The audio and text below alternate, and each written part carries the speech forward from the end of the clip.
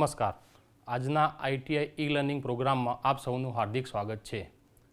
આજે હું ઔદ્યોગિક તાલીમ સંસ્થામાં ચાલતા સોલાર ટેકનિશિયન ઇલેક્ટ્રિકલ ટ્રેડ અંતર્ગત કોન્સેપ્ટ ઓફ સ્ટાન્ડર્ડ્સ અને BIS ISIના ફાયદા વિશે આપ સર્વેને માર્ગદર્શન આપીશ.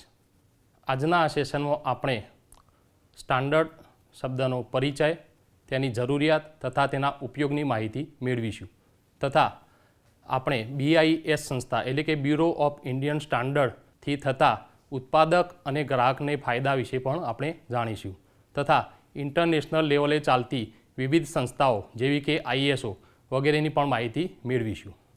હવે અહીંયા આપણે જોઈએ કોન્સેપ્ટ ઓફ સ્ટાન્ડર્ડ. હવે આપણે સૌપ્રથમ જોઈએ સ્ટાન્ડર્ડની ડેફિનેશન. તો સ્ટાન્ડર્ડ એ આમ તો બહુ વાઇડ શબ્દ છે અને એની ડેફિનેશન બહુ વાઇડ છે, અલગ અલગ એના સંદર્ભમાં વપરાય છે.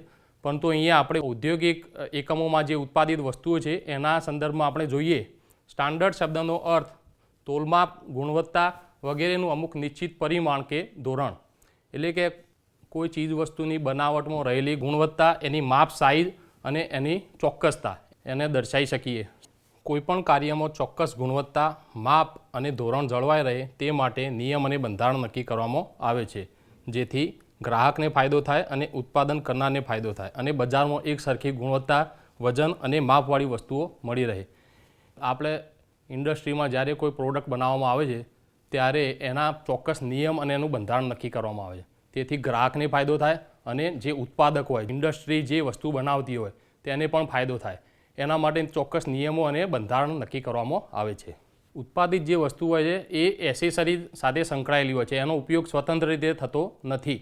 એસેસરીઝમાં જોઈએ તો જો એસેસરીઝ એ રીતે સ્ટાન્ડર્ડ નહીં કરેલું હોય તો એનું જે એક વસ્તુ છે તો એનો પાર્ટ્સ જ્યારે બગડી જશે ત્યારે બીજી વસ્તુ એમાં ફિટ થશે નહીં. એ જ કંપનીની વસ્તુ લાવીને આપણે લગાવવી પડશે. એ એકચ્યુઅલી ખર્ચાળ અને અગવડતાભર્યું પણ પડશે આપણને. અહીંયા આપણે હવે એક ઉદાહરણ દ્વારા એને સમજીશું. અહીંયા આપણા ઘરમાં લગાવવામાં આવતી પિયાનો ટાઈપ સ્વિચનું ઉત્પાદન વિવિધ ઉત્પાદકો દ્વારા કરવામાં આવે છે તથા જે સ્વિચ ફિટ થાય છે એ ગેંગ બોક્સનું ઉત્પાદન પણ વિવિધ ઉત્પાદકો દ્વારા કરવામાં આવે છે. હવે જ્યારે સ્ટાન્ડર્ડ જો મેન્ટેન નહીં કરેલું હોય તો જે એક કંપનીની એક્સ કંપનીની જે સ્વિચ છે, અહીંયા સ્વિચ બતાવેલી છે અને આ ગેંગ બોક્સ બતાવેલું છે, તો જો સ્ટાન્ડર્ડ નહીં જ મેન્ટેન કરેલા હોય તો આ વસ્તુ એક કંપનીની સ્વિચ અહીંયા જ્યારે ફિટ થશે એ જ કંપનીનું ગેંગ બોક્સ લગાવવું આપણે પડશે. જ્યારે સમય જતાં સ્વિચ ખરાબ થઈ જશે ત્યારે એ ગેંગ બોક્સમાં આપણે એ જ કંપનીની સ્વિચ લાવવી પડશે. બીજી કંપનીની સ્વિચ એમાં ફિટ થશે નહીં જો સ્ટાન્ડર્ડ મેન્ટેન કરેલું નહીં હોય તો. જો માપ અને સાઇઝમાં પ્રમાણબદ્ધતા ન જળવાય તો એક કંપનીએ બનાવેલ સ્વિચને ફિટ કરવા માટે તે જ કંપનીએ બનાવેલ ગેંગ બોક્સ વાપરવા પડે, જે અગવડતાભર્યું અને ખર્ચાળ સાબિત થાય છે. માટે વસ્તુના ઉત્પાદન કરતી વખતે માપ અને સાઇઝમાં ચોક્કસતા જાળવવામાં આવે છે. એટલે કે એક વસ્તુ જ્યારે એક એક્સ કંપનીની સ્વિચ લાયા આપણે અને એક્સ કંપનીનું ગેંગ બોક્સ લાયા, જો સમય જતાં જ્યારે એક્સ કંપનીની સ્વિચ ખરાબ થઈ જશે તો તેમાં જો સ્ટાન્ડર્ડ મેન્ટેન નહીં કરેલું હોય તો તેમાં વાય કંપનીની સ્વિચ ફિટ થશે નહીં. એમાં એક્સ કંપનીની સ્વિચ જ આપણે લાવવી પડશે. તો એ જ કંપનીની સ્વિચ વાપરવાથી આપણને શું થશે? એક તો ખર્ચાળ સાબિત થશે અને વત્તા અગવડતાભર્યું સાબિત થશે, કારણ કે જે આપણું ગેંગ બોક્સ જે સારી કન્ડિશનમાં છે તેને પણ ચેન્જ કરવું પડશે, તો એક્સ કંપનીનું જ આપણે લાવવું પડશે. એના માટે આ સ્ટાન્ડર્ડાઇઝેશનનો આપણે ઉપયોગ કર્યો છે. આ સિવાય આપણે બીજા એક ઉદાહરણ દ્વારા પણ આ વસ્તુ સમજીએ તો આપણા ઘરમાં લગાવેલ હોલ્ડરમાં જે CFL અથવા LED બલ્બ લાગેલા હોય છે. હવે જો પ્રમાણબદ્ધતા નહીં જાળવેલ હોય તો શું થશે? સમય જતાં જ્યારે બલ્બ ખરાબ થઈ જશે આપણો, ત્યારે એ બલ્બ આપણે એક્સ કંપનીનું હોલ્ડર લગાવેલું હશે અને એક્સ કંપનીનો બલ્બ લગાવેલો હશે, તો સમય જતાં જ્યારે બલ્બ એ ખરાબ થઈ જશે એના પછી જ્યારે આપણે બજારમાંથી વાય કંપનીનો જ્યારે બલ્બ લાવીશું ત્યારે તે હોલ્ડરમાં ફિટ થશે નહીં, પ્રમાણબદ્ધતા જો જળવાયેલ નહીં હોય તો. એના માટે આ બધી સમસ્યાઓ નિવારવા માટે આપણે BIS એટલે કે બ્યુરો ઓફ ઇન્ડિયન સ્ટાન્ડર્ડની રચના કરવામાં આવી છે. BIS સંસ્થાનો આ સિમ્બોલ છે, એટલે કે બ્યુરો ઓફ ઇન્ડિયન સ્ટાન્ડર્ડ. આ એનો સિમ્બોલ છે. આપણે આગળ જોયું કે સ્ટાન્ડર્ડ જો જાળવેલા નહીં હોય તો બધી અલગ અલગ આપણને મુશ્કેલીઓ પડશે, તો એ મુશ્કેલીઓ નિવારવા માટે આપણા દેશમાં BIS એટલે કે બ્યુરો ઓફ ઇન્ડિયન સ્ટાન્ડર્ડની રચના કરવામાં આવી છે. આ એનો સિમ્બોલ છે. એટલે કે વાદળી કલરના ત્રિકોણમાં રેડ કલરનો ડોટ છે, આ રીતે એનો સિમ્બોલ બતાવેલો છે, બ્યુરો ઓફ ઇન્ડિયન સ્ટાન્ડર્ડ. દેશમાં ટૂલ્સ, મટીરિયલ્સ અને ઇક્વિપમેન્ટનું ઉત્પાદન કરવા માટે ચોક્કસ સ્ટાન્ડર્ડ નક્કી કરવામાં આવે છે અને તે એક સૂત્રતા જળવાઈ રહે તે માટે બ્યુરો ઓફ ઇન્ડિયન સ્ટાન્ડર્ડની રચના કરવામાં આવી છે. એટલે કે ટૂલ્સ, મટીરિયલ્સ, ઇક્વિપમેન્ટ વગેરેમાં જે આપણે એક સૂત્રતા જાળવવી જરૂરી છે. આગળ આપણે ઉદાહરણ દ્વારા સમજ્યા કે જો એક સૂત્રતા નહીં જળવાય તો આપણે વારંવાર વસ્તુ ચેન્જ કરવી પડશે અથવા જે સારી વસ્તુ લગાવેલી છે એની સાથે એસેસરીઝમાં એ પણ આપણે ચેન્જ કરવી પડશે. એના માટે આપણે એક સ્વતંત્ર બોડી આપણે જે BIS સંસ્થાની રચના કરી છે. BIS સંસ્થા એટલે કે બ્યુરો ઓફ ઇન્ડિયન સ્ટાન્ડર્ડ, એનું વડું મથક દિલ્હી ખાતે આવેલું છે. હવે આપણે જોઈએ કે BIS શું કાર્ય કરે છે. BIS જે તે ક્ષેત્રના નિષ્ણાતોની કમિટી બનાવી વસ્તુના ઉત્પાદન માટે એક સૂત્રતા સંબંધિત માર્ગદર્શન સૂચનાઓ તૈયાર કરે છે. એટલે કે BIS વિવિધ ક્ષેત્રના જે નિષ્ણાતો છે કે એન્વાયરમેન્ટલને લગતા છે, ક્વોલિટી કંટ્રોલને લગતા છે, સેફટીને લગતા છે, એવા અલગ અલગ જે ક્ષેત્રના નિષ્ણાતોની એક કમિટી બનાવે છે અને તે વસ્તુના ઉત્પાદન અને એક સૂત્રતા સંબંધિત માર્ગદર્શન અને સૂચનાઓ તૈયાર કરે છે. એટલે કે જે નોર્મ્સ, જે કન્ડિશન, જે આપણા જે કહીએ એ દરેક વસ્તુના માટે તૈયાર કરે છે BIS, જેમાં દરેક વસ્તુના ઉત્પાદન માટે એક ખાસ નંબર આપવામાં આવે છે. હવે BIS શું કરે છે તો BIS એક ખાસ નંબર આપવામાં આવે છે દરેક પર્ટિક્યુલર જે ઉત્પાદિત વસ્તુ છે એના માટે એક નંબર આપે છે જેને ISI કોડ કહેવામાં આવે છે. BIS એટલે કે બ્યુરો ઓફ ઇન્ડિયન સ્ટાન્ડર્ડ દરેક વસ્તુને જે એના જે સર્ટિફાઈડ જે વસ્તુ કરેલી હોય એના માટે એક કોડ આપવામાં આવે છે, એને ISI કોડ કહેવામાં આવે છે. તો કોડ આ રીતનો હોય છે, IS 368/1977. તો આમાં જે ISI એટલે કે IS સર્ટિફિકેટ આપેલું છે અને 368 છે એ વસ્તુનો ખાસ નંબર છે. એટલે આના ઉપરથી આપણને ખબર પડે કે કઈ વસ્તુ છે, હીટર છે કે હોલ્ડર છે કે બલ્બ છે કે જે વસ્તુ કઈ છે એ ખબર પડે છે આપણને નંબર ઉપરથી. અને જે 1977 એટલે કે વર્ષ આપેલું છે, સમૂહ વર્ષ, એનું મેન્યુફેક્ચરિંગ યર, કયા વર્ષમાં પ્રોડક્ટ બનાવવામાં આવી છે. તો આ રીતે આપણને વસ્તુનો ખબર પડે છે એમાં. હવે કોઈએ જ્યારે ISI સર્ટિફિકેટ લેવું હોય તો શું કરવું પડે એ આપણે આગળની નેક્સ્ટ સ્લાઇડમાં જોઈએ. તો કોઈપણ માલ ઉત્પાદક જ્યારે ISI સ્ટાન્ડર્ડ નિયમો મુજબ માલનું ઉત્પાદન કરે તેને ISIનો માર્ક લગાડવો હોય તો પહેલાં ઉત્પાદકને પોતાના માલનું ISI બ્યુરો દ્વારા માન્યતા પ્રાપ્ત લેબોરેટરીમાં ટેસ્ટિંગ કરાવવું જોઈએ. એટલે કે ISI સર્ટિફિકેટ લેવું હોય તો સૌ પ્રથમ જે ISIના જે કન્ડિશન છે, જે રૂલ્સ બનાવેલા છે એ પ્રમાણે એને ઉત્પાદન કરવું જરૂરી છે. એના પછી શું કરવું જોઈએ તો એના પછી જો એને ISI દ્વારા માન્યતા પ્રાપ્ત લેબોરેટરીમાં એનું ટેસ્ટિંગ કરાવવું પડે. ટેસ્ટિંગ કરાવ્યા બાદ જો એ ટેસ્ટિંગ પ્રક્રિયામાંથી પાસ થઈ જાય તો એને ISIનું પ્રમાણિત સર્ટિફિકેટ મળે છે અને ઉત્પાદક પોતાની પ્રોડક્ટ પર ISIનું સર્ટિફિકેટ લગાવી શકે છે. હવે આપણે જોયું કે BIS એટલે કે bureau of Indian standard A આપણા દેશમાં ચાલતી સંસ્થા છે. હવે આંતરરાષ્ટ્રીય લેવલે પણ અલગ અલગ સંસ્થાઓ કાર્ય કરે છે. તો આંતરરાષ્ટ્રીય લેવલે આપણે જોઈએ તો આંતરરાષ્ટ્રીય લેવલે સ્ટાન્ડર્ડાઇઝેશનનું કાર્ય ઇન્ટરનેશનલ ઓર્ગેનાઇઝેશન ફોર સ્ટાન્ડર્ડાઇઝેશન એટલે કે ISO સંસ્થા કરે છે. તેની સ્થાપના 1947માં જીનીવા એટલે કે સ્વિટ્ઝરલેન્ડના જીનીવા ખાતે થયેલી છે.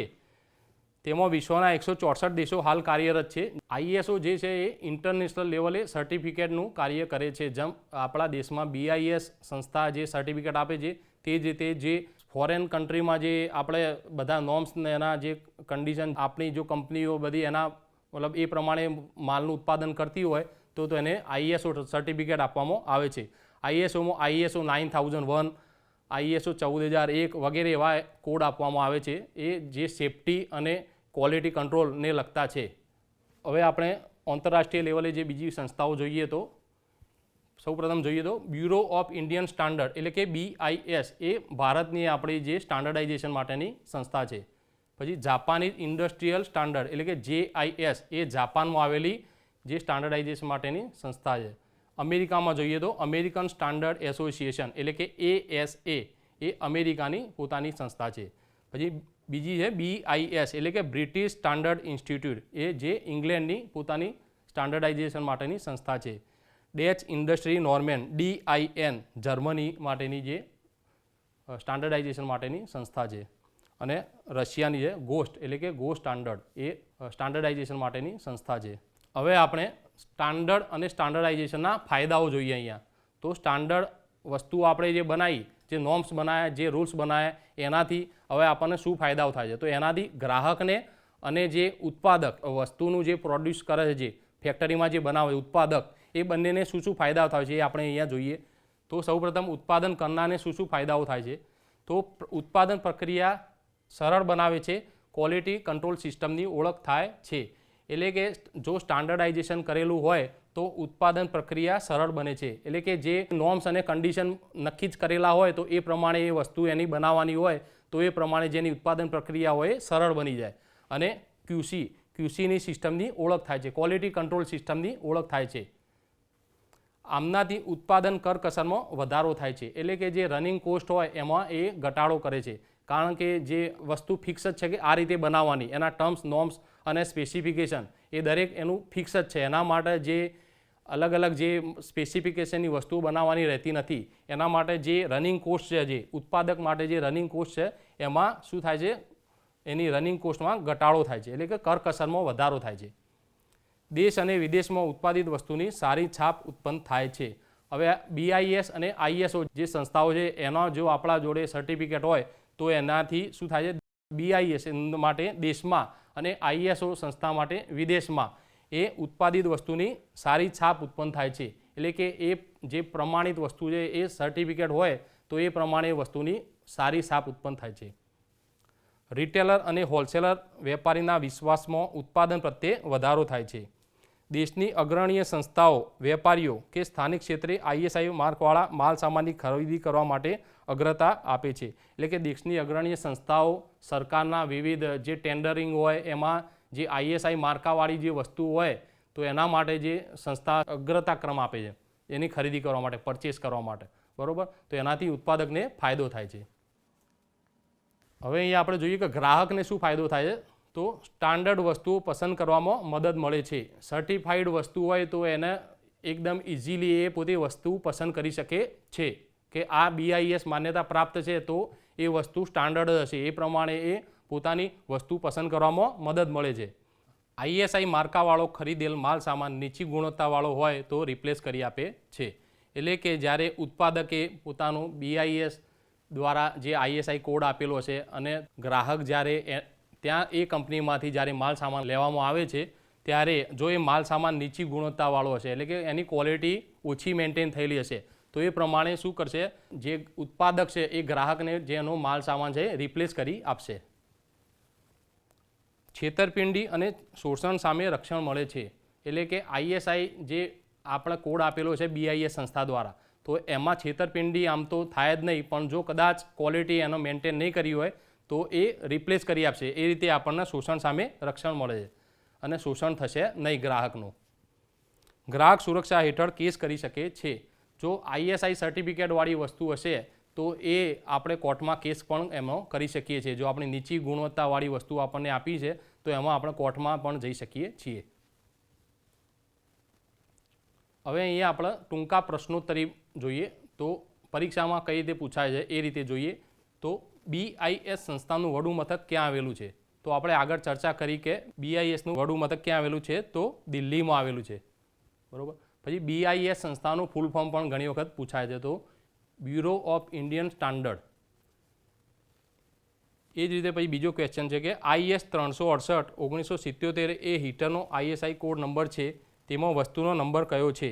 તો આપણે આગળ વાત કરીએ એમ ISI સર્ટિફિકેટ છે એ 368 છે, એ વસ્તુનો નંબર છે. તો અહીંયા શું આવશે, 368 એ વસ્તુનો નંબર છે અને 1977 એનું મેન્યુફેક્ચરિંગ યર છે. આ જ રીતે બીજું એક ISO, તો ISOનું ફૂલ ફોર્મ પણ પૂછાય છે, તો ઇન્ટરનેશનલ ઓર્ગેનાઇઝેશન ફોર સ્ટાન્ડર્ડાઇઝેશન. તથા તેનું વડું મથક ક્યાં આવેલું છે, તો એનું વડું મથક સ્વિટ્ઝરલેન્ડના જીનીવા ખાતે આવેલું છે. આજના આ સેશનમાં આપણે સ્ટાન્ડર્ડ શબ્દની જરૂરિયાત, તેનો ઉપયોગ તથા તેનો પરિચયની આપણે માહિતી મેળવી સૌપ્રથમ. એના પછી આપણે BIS સંસ્થા એની રચના કઈ રીતે થઈ, એનો શું ઉપયોગ છે, એના કયા કયા ઉત્પાદકને અને ગ્રાહકને ફાયદા છે એ વિશે પણ આપણે આજે જોયું. તથા ઇન્ટરનેશનલ લેવલે ચાલતી વિવિધ સંસ્થાઓની આપણે પણ માહિતી મેળવી. આશા રાખું છું કે આપણને અહીંયા યોગ્ય માર્ગદર્શન મળ્યું હશે. આભાર.